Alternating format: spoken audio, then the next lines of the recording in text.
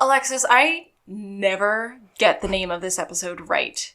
I had to write it in long form just so that I say it right. So is it actually called Gus's Dad May Have Killed an Old Guy? Yes, that's the exact one. And I don't know what yours looks like on Prime where you're watching it, but on Peacock it has GUS', which is not grammatically correct. That's a good question. I don't know that I checked that. But I did write it GUS', because that's how I wrote it, because that's what's correct. As a person whose name ends with an S, I'm certain that it is GUS'. Yes. But I always want to say, Gus's dad might have killed a guy. And that's not what it is. Christmas-themed episodes. I always expect it to be something else, like Gus's dad may have killed Santa, or Death in the Holidays, or something along those lines. I always forget that it's just Gus's dad may have killed an old guy. Yep. Gus's dad may have killed an old guy. Spoiler alert. Is the exact title. That may have is very important.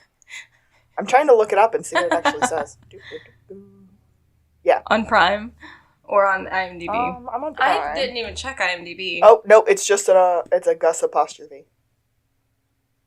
Not yes. Correct. How? That's not right. What does that mean? It's all of the Gus's dads? The dad belonging to all Gus's? Oh, what is happening? Oh, well, we have a couple of really big guest stars in this episode. Huge, absolutely monumental guest stars. So, Felicia Rashad and Ernie Hudson are Gus's parents in this episode, and I feel like, I don't know, Ernie Hudson is a big get for them. Oh my god, the fact we didn't get one Ghostbusters reference, and I'm salty. Disappointed by that too. Because that would make my life. It just would. No, okay, so on IMDb it's correct. It's S''. Interesting. That's anger. But for those of you who don't know those names, you probably best know Felicia Rashad from The Cosby Show. She played Mrs. Huxtable. And then, as we were talking about earlier, Ernie Hudson is one of the Ghostbusters. And he's not Dan Aykroyd, not Bill Murray. And he doesn't wear glasses, so he's the other one. Now, Harold Ramis. I knew as soon as you said it, I was going. That is Ernie Hudson, and you know both of them from many other things, but those are the two big names that immediately popped to mind for them. Especially like that we know of childhood is like knowing them from childhood, seeing them on the show, going ah. And I'm sure that's exactly what Dule Hill and James Rodriguez did. Ah, I know you guys. We haven't even introduced ourselves. Let's do the show. Okay, I like for real.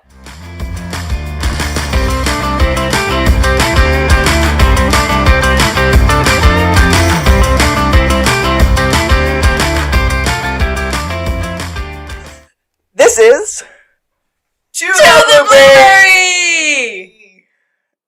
I am Alexis. I am a real-life Gus. I'm Kaylee. I'm the real-life Sean. And we are a real-life best friend, all-American duo who decided to start a podcast, so we had a good reason to talk to one another once a week, and it's worked out really, really well. But our favorite show is Psych, if you couldn't figure that out already.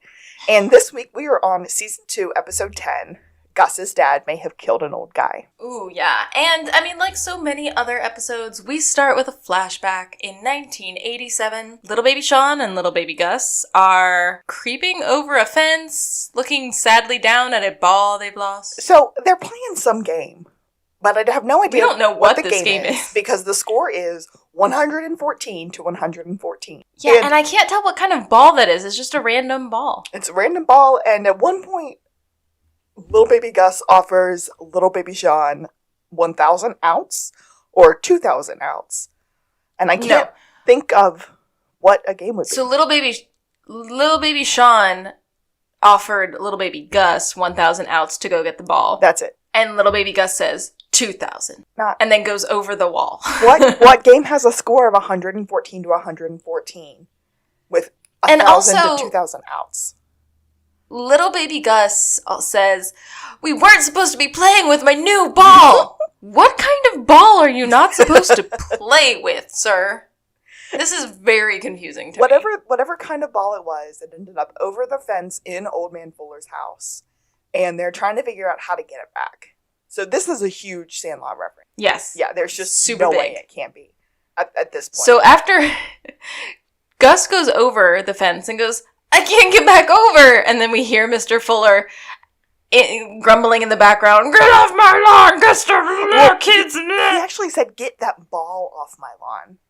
Like, he was more upset about the ball being there than Gus being there. Well, little baby Sean goes, "See you, Gus," and runs away. That's the end of our intro that cuts to present day.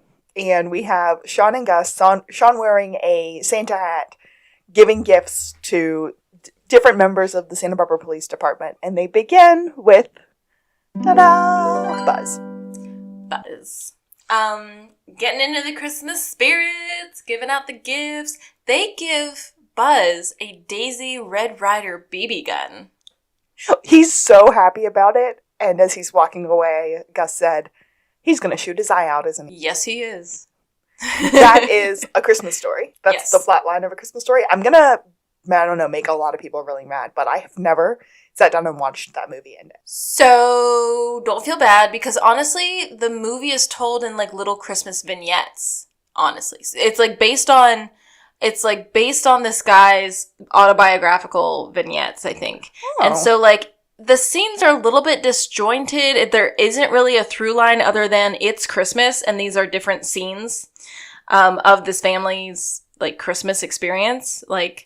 And yeah, I mean, it's a mainstay that one station plays it 24 hours at Christmas time. Yeah. So you could tune in whenever, I guess. Gus is trying to figure out how Sean knew what the exact right gift was for Buzz. And Sean said, "The room that I take naps in is right next to the room where they do the psychological evaluations." And they share a vent. I was like, that is a huge problem. But the bigger problem is that he says it while he's standing in front of other officers. They aren't even away from people when he just kind of lets that out. He says it in front of two people, literally as he's handing a gift to somebody. I mean, out of context, would you be like, "The room I nap in shares a vent with the room where they do psych evals"? And just like in passing, hear somebody say that, be like, "That's weird." I think maybe I would be more confused why this random consultant that works with us sometimes has a room where he naps. But who doesn't, though? They walk up, they give Lassiter a snow globe. Of them, and it says psych and has a palm tree in the back. It has a big sun at the bottom and a palm tree at the top. And as I was watching it, I was like, that was a perfect chance for a pineapple. And then I kept staring at it from a distance, and it very, very clearly looks like a pineapple. And it's not. From a distance, it super does. Yeah, because it's got the palm trees hanging out, and then the big sun at the very bottom. It's pretty good. But Lassie's apparently very frightened of snow globes. Apparently, he has dreams of being trapped in one, and the snow burns.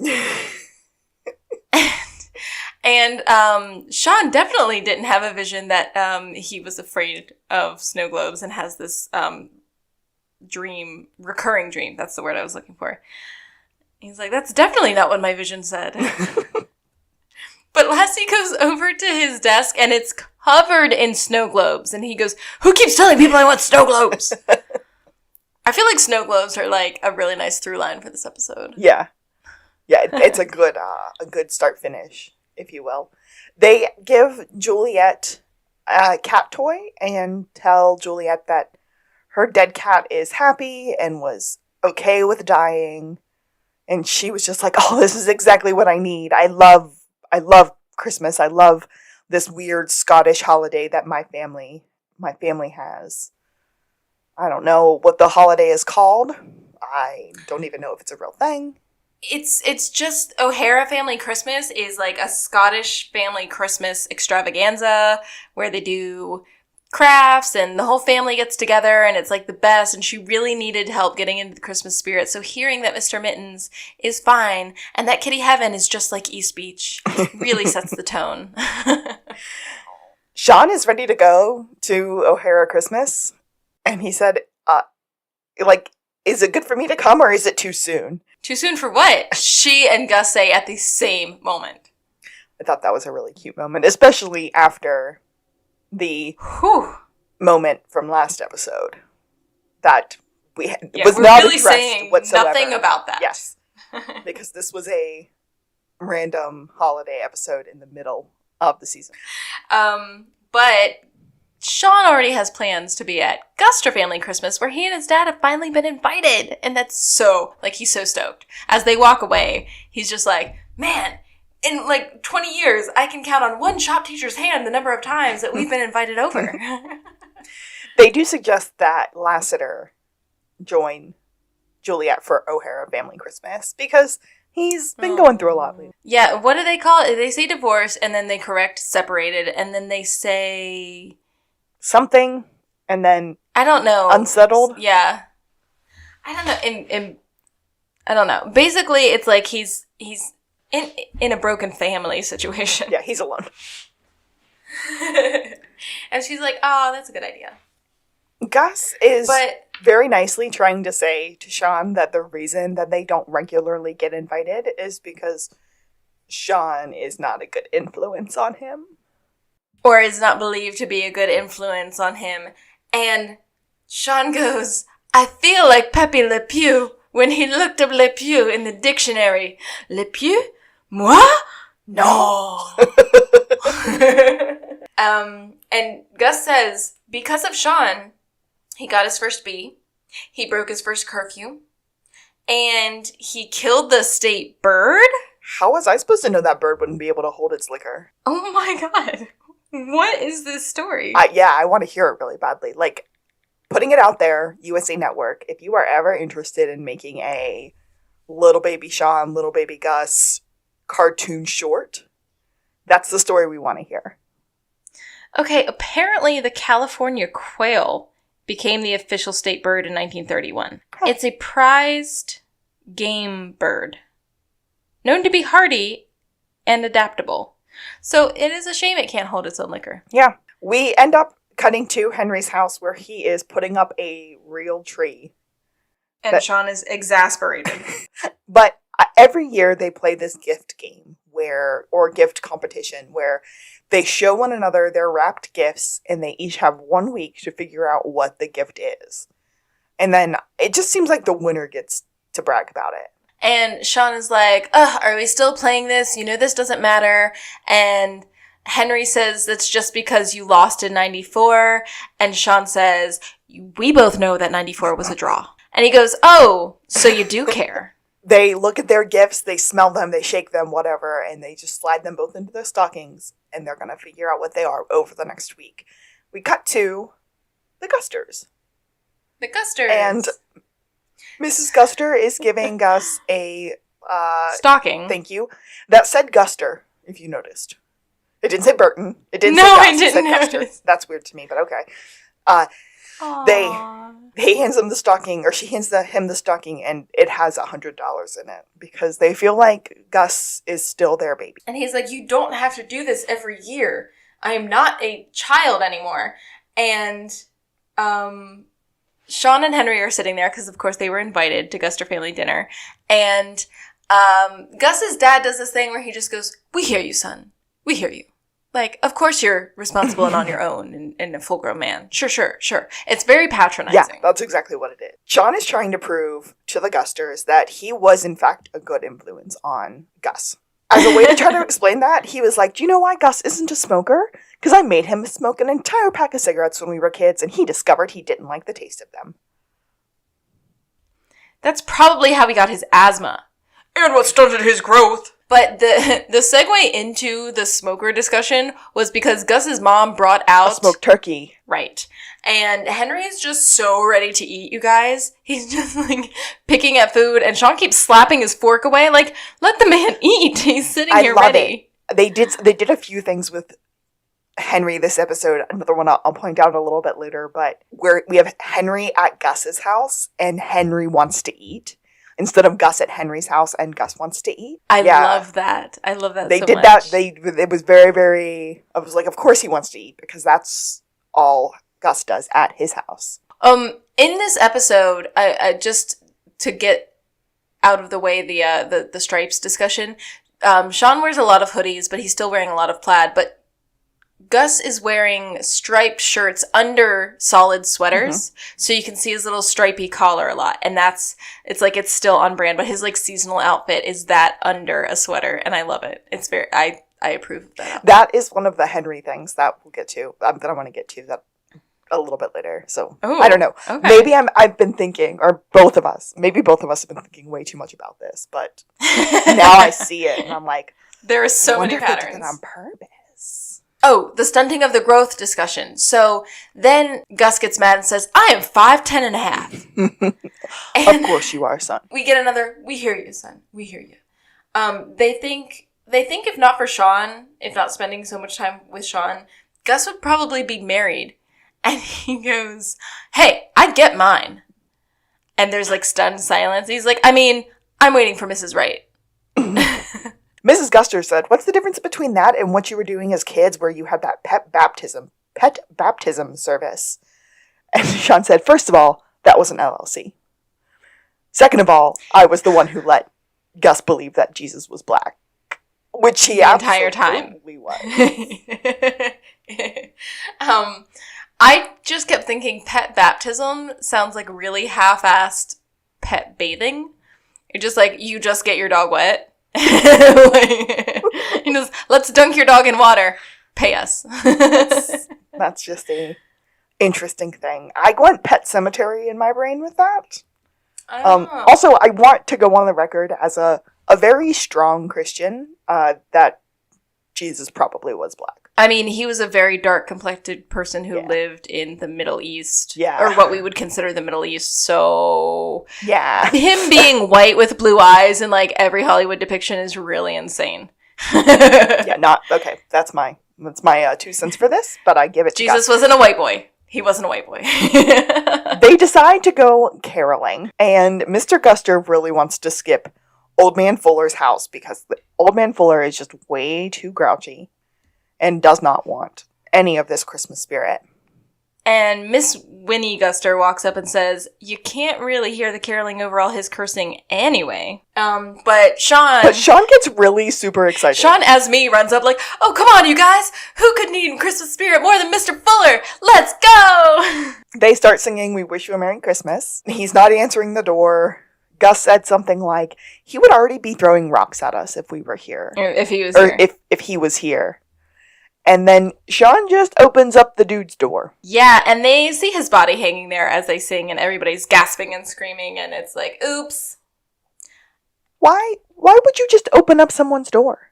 I think he was knocking, and then he, like, tried the handle, and then it just, like, swung open. That's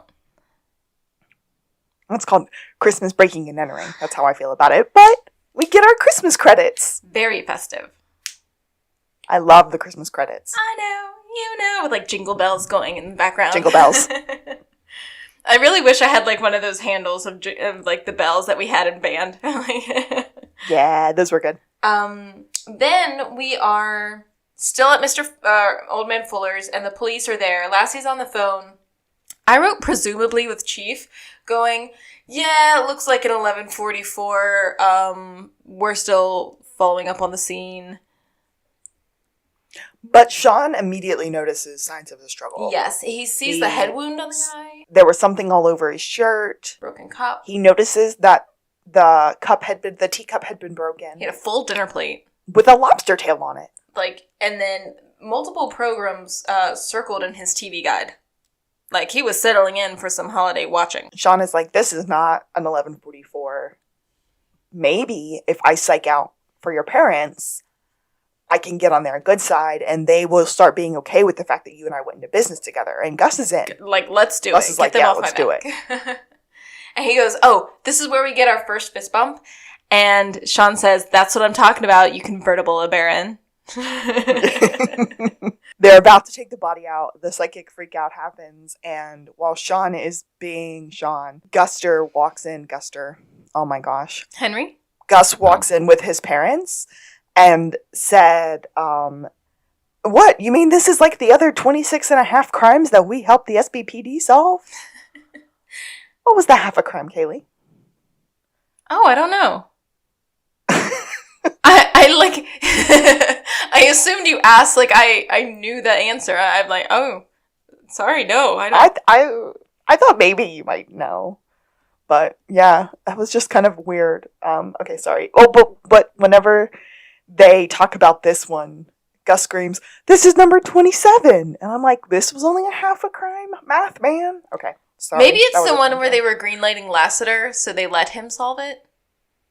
I would agree with that statement. I just wrote, Henry with a red hat is a bad look. The Yeah. red ball cap doesn't hold up.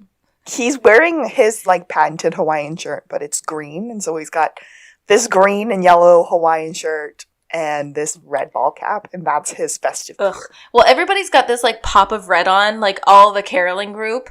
I don't think Lassiter does, and, like, the police obviously don't. But, like, everybody else, there's, like, little pops of red. And it was very apparent, like, throughout this episode, people do that. And nobody can tell, but Kaylee and I also put on our pops of red today. Not on purpose, but it happened, and I like it. Yeah, we're festive. Buzz walks up and says, actually, CSU confirms signs of blunt force trauma and a struggle. And gasp, the parentals are impressed. Oh my gosh, he really might be psychic. What? And Lassiter's just sort of like, crap. Now I gotta get witness statements from all the carolers, and I'm already late. And the boys are like, we've got to pass. We can just bring them in tomorrow morning. Go do what you got to do, Lassie. They actually say, go handle your business, Big L. And they call him Big L. Sean calls him Big L. And then says, just like, that's... since we have a pass, it sort of makes us like coworkers. Wouldn't you say, Big L? And then he almost gets his finger broken because he's touching Lassiter without consent. Yeah. There's a big old manhandle moment there. We cut to the O'Haras. I'm assuming this is Juliet's family's house, not Juliet's house. Yeah, that's what I gathered. And she says, hope you're in a Hogmanay mood. Which I don't know. I don't speak. So, Hogmanay is that holiday that I was kind of referring to, which is it the a Scottish holiday? Or is it just like the name of their feastiness? I don't know. I want to say it's a holiday, but I want to say it's actually celebrated around New Year's. It is. Not Christmas. Saturday, December 31st. Weird. It's just the Scottish name for New Year. It's believed to come from the French. Why are we celebrating in the middle of December, bros? It's like a family lead up, I guess. I mean, it's only... I guess they're 2 weeks early, because if we're a week from Christmas, and then a week later is New Year, yeah, they're like getting really to business. Okay. Weird O'Haras. That's the thing we're learning. They're all excited to see Lassiter because he's the first footer. Yeah, nah. And the first footer is supposed to bring a gift of food. Which how would he know that? Lassie did not bring. I don't think he was told. He's like, I have a Cliff Bar in my car, but I'd really prefer to save that for my morning run. Juliet walks him in to meet her nephews, and her nephews immediately do not like Lassiter. You can just tell because they say nothing to him and then start just loving all over Juliet. Help me with my craft. Help me do this. Help me do that. Drake, Finn, and Isaac. Oh. But Lassie's definitely feeling like less intimidated here with a group of children. So she's like, hey, why don't you help them with their Christmas crafts? And they're like really excited to show her what they're working on. So she has Lassie sit down, but he starts mansplaining the facts of the season instead of just going with the festive mood and like the fact that they're children. Even when Juliet kindly points it out to him, he starts talking about how Jesus was actually born in April because why would a Capricorn die for everyone's sins? And And most professionals believe that the wise men didn't get there until Jesus was around the age of 2. So let's just get rid of these guys. and then she's like, they are children, Lasseter. So he's like, all right, let's do one with Santa in it. So somebody hands him a Santa on a sleigh, and he goes, fun fact, in the Dutch version of Santa, the gifts were actually like helped prepared and delivered by slaves. And it just is killing the holiday mood. At one point, he gets kind of angry about baby Jesus being in a manger. And he was like, it's actually more of a feeding trough. So, and he grabs a shot glass and he puts baby Jesus in a shot glass. And I'm like, why would you put him in a shot glass instead of the actual little feeding trough that they have for their nativity set? It wasn't a feeding trough. It was like a little wooden stool that he like laid upon. Well, I don't know. That seems like a feeding trough to me. Girl, I don't know. But not a shot glass. That seemed weird. That was weird. It was hideous. We go back to the Santa Barbara Police Department, and it has been confirmed that this is a murder. Not just Sean and Gus go back to the Santa Barbara Police Department, but they bring Mr. and Mrs. Guster with them. They were supposed to give their witness statements because they were carolers. To get their statements, right. But here's the thing. Please have a seat. There was a report that showed that the weed killer that was found in Mr. Fuller's system, which, yes, I sense that. Poison. It matches the box of weed killer found on Mr. Guster's property. And he's like, that's easily explained. I used to sometimes poison his shrubs because he would never cut them back, and we were feuding over the property line. They're like, cool. There was also evidence that the hammer used to strike him on the head had your fingerprints on it. Also, dude stole my tools. If you look a little closer, you'll also find a pickaxe and a shovel with my fingerprints because he kept stealing my tools. Again, we were feuding. And then they say the rope that was used to hang this poor dude was... Oh, go ahead. Just tell me. It was my rope, wasn't it? Yeah, it was from a boat that you own. Wait, what? I have no idea how that rope got there. Yeah, because also he doesn't have that boat anymore, so... That never gets explained, by the way. Yeah, no. How that rope ended up there. Well... Just, I mean, if this guy was thieving, it was probably thieved. Yeah. So... They arrest Guster's dad because that's adequate evidence for suspicion of guilt. And Juliet looks so sad and is just like, I am helpless here. They're arresting Gus's dad. Ugh. Sean and Henry head to the Guster's house where Gus and his mom are there, and Sean and Henry are ready to help. This is one of those moments. They're at Henry's house. Sean and Henry are with Mrs. Guster and Gus at Henry's house. And this is one of those moments where they are ready to help. And it's very cute because not only are they in slightly matching outfits, Sean has on a gray Sean has on a gray plaid shirt, but Henry has on a gray striped shirt. Ooh, did not notice. And this is when the two of them are working together to help the Gusters. Cute. Yeah? Yeah, maybe I'm thinking too much into this. No, I like it. All right, so Winnie's upset. She's worried about someone with delicate health and not a strong disposition. And Gus is like, Dad's gonna be fine. She goes, your dad is strong as an ox. I'm worried about you. Like, the disrespect. But Sean pledges to help, and then Henry's like, come help me in the kitchen and gather some food, because we're at my house, so that's what we do. And we have a powwow in the refrigerator, which has a light for once, but also, I noticed it has... Pineapple hunt. A pineapple. Yeah, a full pineapple, just chilling in the fridge. Who puts a full pineapple in a fridge? That's what I'm saying! Have you ever put an uncut pineapple life. in the fridge? There's no reason to. Okay. Because it would just stop it from ripening more. And I mean, I guess if it's where you think it needs to be, but you're not ready to cut it, you might. I feel like at that point you cut the you like an avocado. At that point you cut the pineapple and you put the cut pineapple in the fridge. I mean, I guess. And then the pineapple magically disappears. Henry walks out with all of the food in his hand, and Sean does not have the pineapple in his hand. He had something in his hand. He set it on the counter, like that out I did of not notice. view. Maybe because I was ravaging I didn't and see angry about the pineapple in the fridge. Yeah, just raging. Okay, so Henry's telling Sean, like, you're too close to this. It's too personal. You need to exclude yourself from the investigation because you are ignoring the evidence, acting like you already know that, like, what the answer can't be. Like, you just have to follow the evidence to be a good detective. You're not doing it right. Sean cuts back, like, I'm not afraid of my feelings, and I'm not gonna, like, block them out. They're gonna help me. They always help me as a detective. And Sean says, Henry says, this is why you'll never be a detective. And Sean says, this is why you're a divorced detective.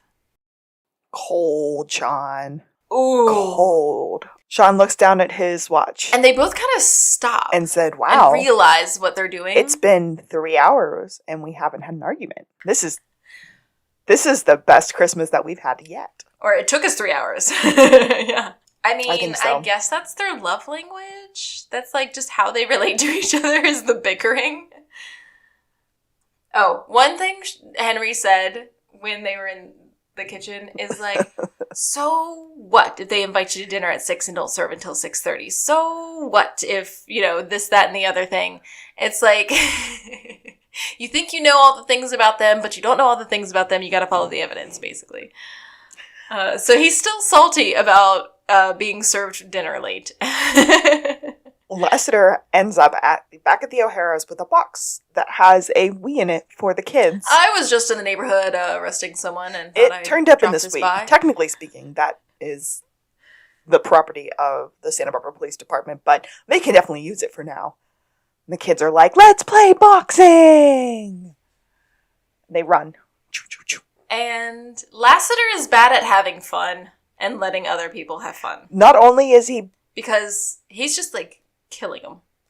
Yeah, he's beating these kids so hard, and then at one point he said, you're gonna have to change your name to Lassiter because I own you.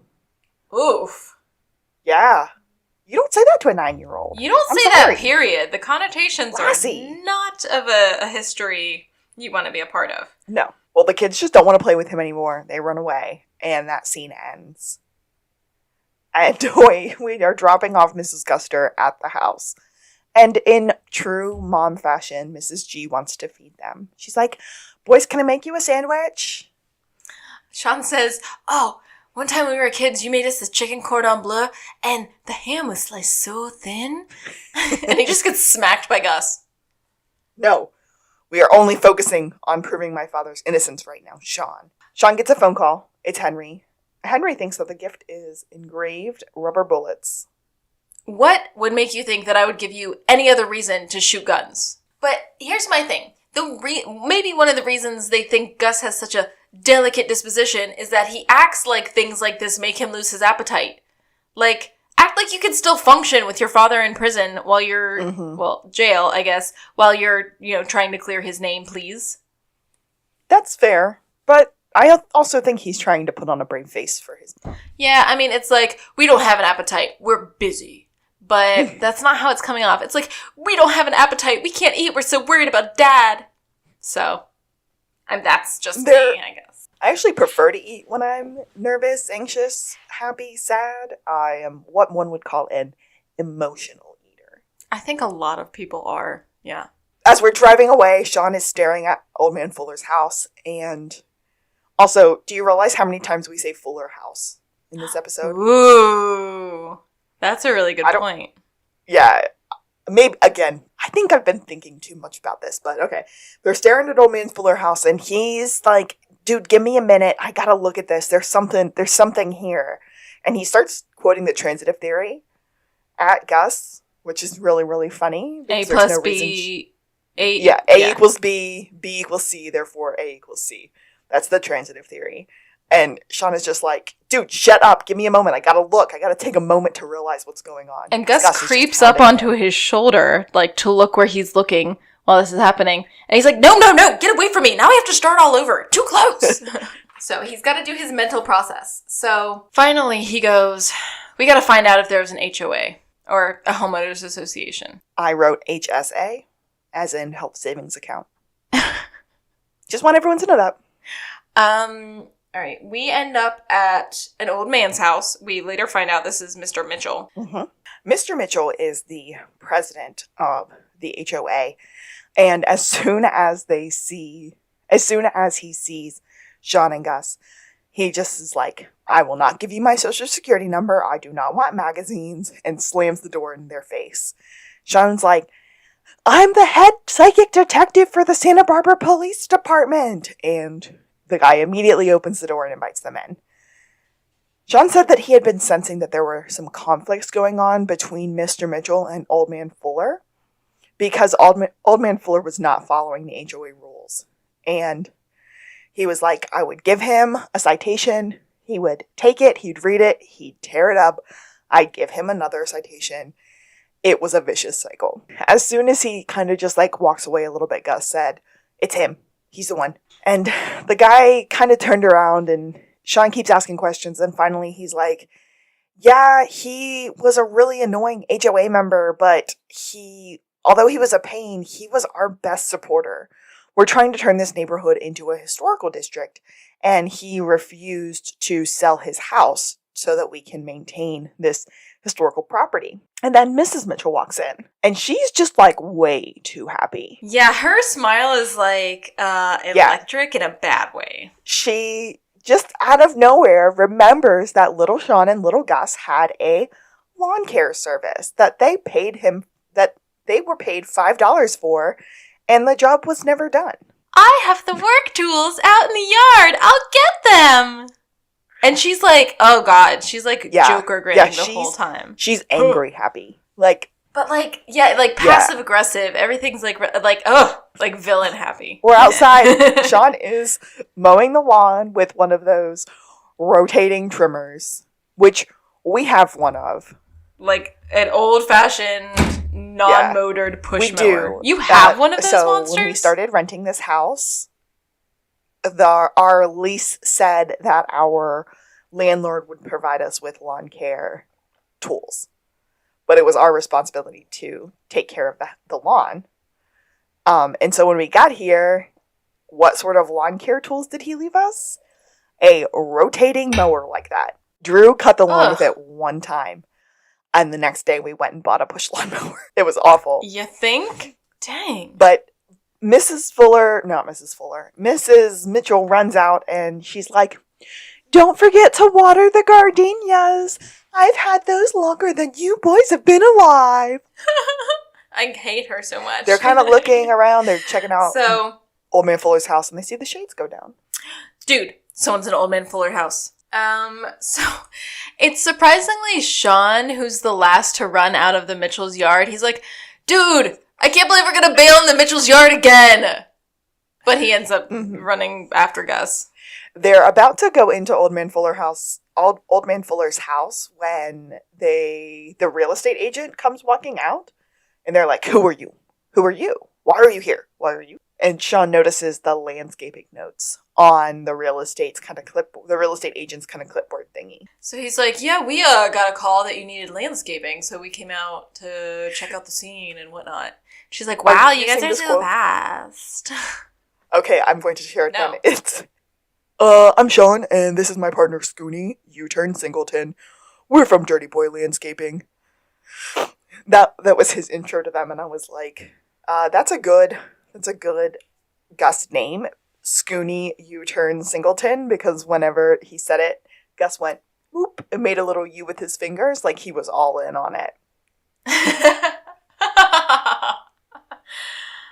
But she's like, yeah, I just left word at the office that I wanted to hire some landscapers. And he's like, yo, that's us. She had been trying to sell this house for years. She'd been cold calling this guy trying to sell it. Well, because it has 360 degrees unobstructed views, and it was probably worth a fortune. 360-degree unobstructed views. Pin. Right in there right now. So she tells the boys that she's been cold calling this guy for years, wanting to sell his house, and Gus is, like, way too overexcited by anybody. Like, he just kept smacking Sean at the Mitchells because he was like, oh, this guy's motive, oh, this guy's motive. And now that she's, like, admitted this, he's thinking, oh, she has motive, oh, she has motive. So he's like, Sean, we have to get them to check the phone records. We gotta get her. She's obviously guilty. And so they apparently call Jules and leave word, and so Jules and Lassie show up, and they kind of are, staking out the realtor still, and they motion Jules over, and she looks like she kind of sneaks over, and then she's like, yeah, we checked the phone records, and they're like, oh, so you're gonna arrest Rosa? And was that her name? Anyway, the realtor. And she's like, no, well, see, the thing with the phone records, it kind of showed us a lot of calls from another person that led us to some cash deposits to Fuller's account. And they're like, well, then what are you doing here? Why aren't you arresting anybody? She's like, because I'm distracted. Out walks Lassiter with Mrs. G in handcuffs. Yeah. Oh, Winnie. She is like, Gus is freaking out, and she's like, there are people watching. Like, let me have my dignity, Gus. And Lassiter is trying to put her in the backseat of the car, and he said, watch your head. And she just snaps at him and goes, do not touch my hair. Don't you touch my hair. And I love that, because that is something I would do. Yeah. So, okay, I have questions about this neighborhood. First of which is, everybody's up everybody's butt. You're feuding with your neighbors. Your property lines are not, like, well established enough. You have a homeowners association that is very, like, ineffectual, clearly. And it's run by the neighborhood's founding family, which, gross. Peer pressure from dead people much? So, like, I hate this place already. I'll hate it more and have more questions later. We go to the SBPD, and we are in an interrogation room with the Gusters. Mr. Guster feels like everybody is against them, that everyone wants it to prove that it was one of the two of them, and Mrs. G admits that she had been paying blackmail to Mr. Fuller. But it was just kind of a bad situation. She accidentally caught Mr. G's boat on fire, and by the time she was ready to just admit that it had happened, the insurance had already paid. Fuller found out about it and said, you're going to pay me, or I'm going to report you for insurance fraud. So she was paying him, and Gus says, that looks like motive. She goes, I know. But Mr. G said that they have lawyered up, and Mrs. G says that she's already talked to Nana, and she's going to look after Gus in case anything should happen to either of the two of them. And Gus says, I don't need my grandmother, who lives in a nursing home, to take care of me. It's time for me to take care of you guys. And we get another very patronizing, we hear you, son. We hear you. Gus is like, I will pay for your lawyers. I will help you guys. And Mr. Guster said, no. We're talking about real money, son. Gus says, you have a savings account and a penny jar. I'm diversified. I have a portfolio. I have a 401k. And he's just like laying it out there. He's like, I have my shit together, Pops. Like, stop treating me like a child. I'm saying this now. Stop babying me. I'm the most responsible one without a criminal record here. It's time for me to take care of you. And then he kind of stands up for Sean in this kind of beautiful friendship way and said, sometimes Sean is the only one who believes in me. So right now, I'm going to believe in him, and he's going to solve this case. And then Mr. Guster walks over and shakes Gus's hand. After he says again, in a very not patronizing way, we hear you, son. It's just a beautiful moment. And Gus is about to cry. So Sean's like, dude, you've had your moment. Now let's get out of here before you have to make another speech. So as they're walking away, Sean's like, your mom getting busted for paying blackmail to this guy is the best break yet. Because he's clearly not only blackmailing her. Like, these people have a pattern. So we're going to find other people with a motive. This is Great They news. break into Mr. Fuller's house. Good. Let's break into a crime scene. Love that idea. Sean starts to see all of these sticky notes everywhere around the house. And there are obvious reminders. It's like, don't forget to grab your keys. Don't forget to water their flowers, blah, blah, blah, blah, blah. And so they're just kind of snooping and looking for things. And then Sean finds his kind of sitting room. It's a chair that has a telescope right next to it that looks out across the entire neighborhood. And he's like, I think this is where he's been spying on people from. Gus kind of runs over and there's this squeaky floorboard. Well, I also wrote, it's a snoop nest. Perch? But yes, 360 unobstructed views, and now a creaky floorboard. Gus is ready to pull open the floorboard, and while he's leaning over to do it, Sean starts going, boom, boom, boom, boom. And he goes, stop it, Sean. You know that story freaks me out. Which is obviously right. Telltale Heart. Telltale Heart. Then Sean grabs then Gus grabs the rocking chair, starts rocking it really, really quickly and screaming Norman. Norman! I have no idea what that reference is. Psycho. There it is. Okay. Norman Bates. Yeah. So that freaks Sean out, and then we have a stalemate, and then a truce. They open up the floorboard, they find binoculars, cameras, pictures. There's his sneaky spot where he hides everything, and they look through the pictures, and the first thing they find is that somebody has a residential marijuana farm. Somebody is running an illicit and then somebody is having an affair. And that is a reason to kill Mr. Fuller.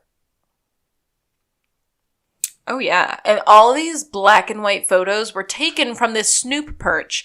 So Sean grabs the camera and goes to the window and starts trying to figure out which house the affair pictures were taken of. Or which, whatever. You know what I mean? We find it. And then he starts singing, I know where the culprit lives. That's it. They go to the guy's house. So we go to that house, because we don't know whose house that is. And they confront the guy. I have questions for you about illicit pictures. And then what happens, Kaylee? He runs. He flees. Because illicit people always run. He goes, wait, we already know where you live! Then we run after him. Brian Seltzer's band, Jingle Bell starts playing in the background. Jingle bells. The captions said, jingle holiday all the way. rock music. And we have this beautiful chase scene that really has no reason for it besides it was a good reason to cut this music into the episode. Oh, yeah. Well, I have a lot of quotes written down from this part. I just want to say before we get into it, the one I want to use at the end is, can you tell us anything? I just swung from a tree.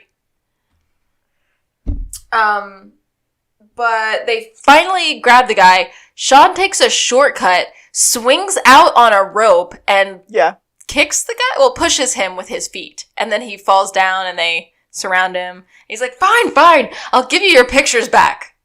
Sean said, we call that the Sammy Floyd Treehouse Shortcut Ambush. So they're like, wait a second. Our picture, what are you talking about? Turns out this guy is a 1 hour photo perv who keeps pictures of naked girls that show up in people's photo lines. Not only is that gross. Illegal.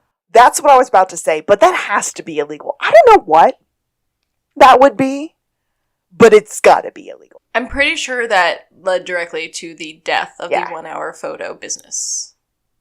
Like, that's so creepy. You're just giving people a look at your photos. Anyway, they pull out the old photo, and they're like, wait a second. You mean this isn't you? And he's like, no, it could be my dad. It kind of looks like him from 30 years ago when we first moved here. Here's my next question about this jacked up neighborhood. This kid was a kid at the same time that our boys were kids in this neighborhood. That's a good point. They don't know each other? That's a very what? good point. Well, the guy that's in the picture, died a couple years ago. That picture was definitely not of his mom because mom had died before they moved into the house. So there was probably some woman who came by and had an affair with him. He kind of remembers her, but he has no information besides the fact that when she left, the house always smelled like white linen perfume, which he remembers because that was the perfume his mom used.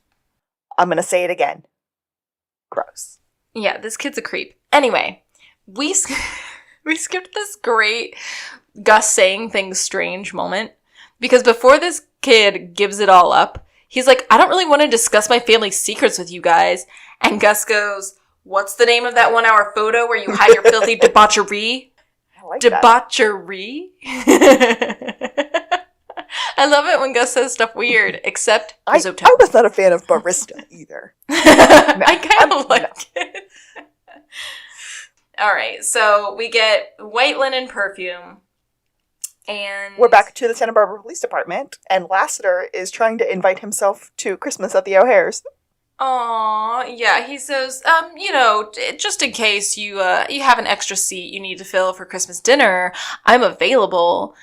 And Juliet says, Lassiter, I have a confession to make. I haven't been completely honest with you. And he's like, oh, say no more. And she's like, I'm really sorry, though.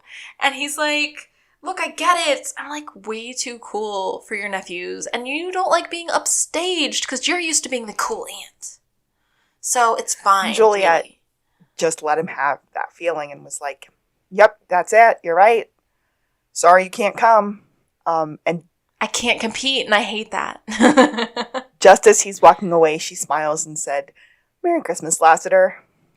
I want to take this moment to say, failing to disabuse someone of their convenient misapprehension is the best kind of white lie. They already believe something, and it serves your purpose, and it makes them not feel bad, and you just, let them be wrong. Yeah.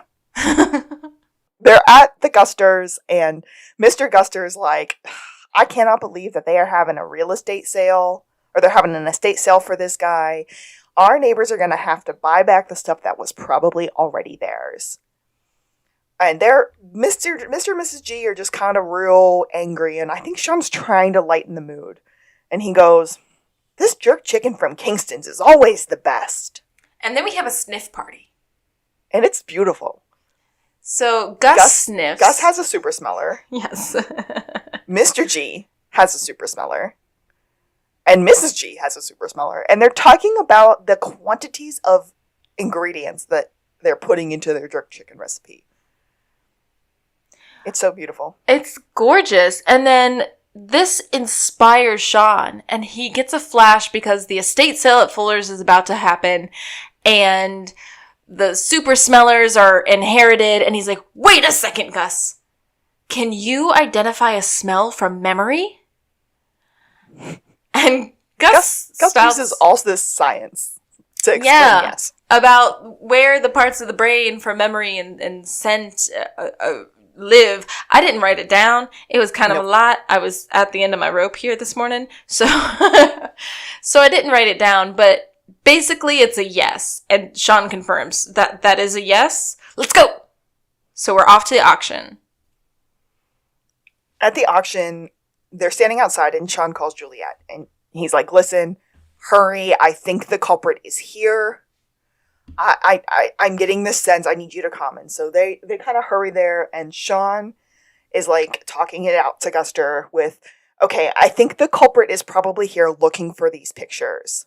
If she's like most old ladies, she probably thinks you were on the Jeffersons, and she wears the same perfume as she did from her youth. And so he sprays out the white linen perfume. Gus gets a good sniff. And then Gus tries to go through the auction sniffing out this woman. I just wrote sniff harassment. It was very aggressive. And one lady seemed to like it and freaked Gus out. So while Gus is awkwardly smelling people, he's also actually and accidentally bidding on a antique Confederate flag. Which he accidentally wins for $500. Everything about that. Yes, okay. I have no words. I have no words. His face when he takes it, and he never pays for it. They can't find anyone with that perfume. Nobody smells like that perfume. And then Sean has a flashback to Mrs. Mitchell saying, "Don't forget to water my gardenias. I've had those longer than you've been alive." So then he sprays the perfume again and goes, "Gus, identify the base note of this perfume." Gus goes, "Gardenias." Are you absolutely 100% sure of that? Yes. Tahitian gardenias. All right, give me a push. They argue, but he gets the shove, and Sean starts having a psychic freak out where he is channeling Old Man Fuller. Kind of a drunk Old Man Fuller.